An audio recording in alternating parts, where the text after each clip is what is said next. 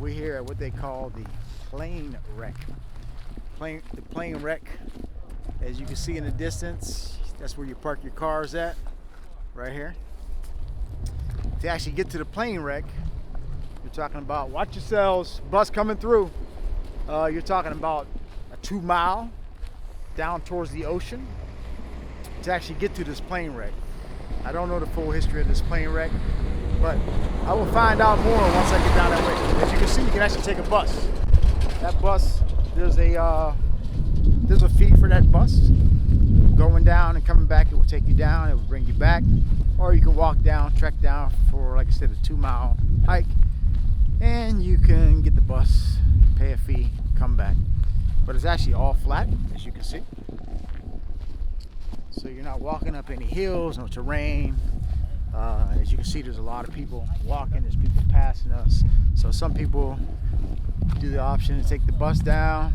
Some people actually want to walk it. So we're actually going to walk it today.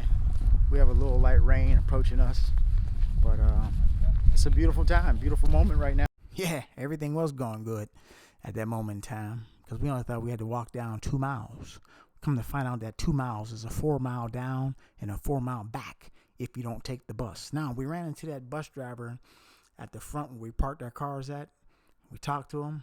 If he was to tell us that, hey guys, in a few hours or so, I'm going to stop running this operation and wherever you're stuck at is where you're stuck and you're going to have to walk back or walk down, whatever. Well, we may have opted to take that bus. Let me keep in mind, the only lady of the crew told us, let's take the bus down.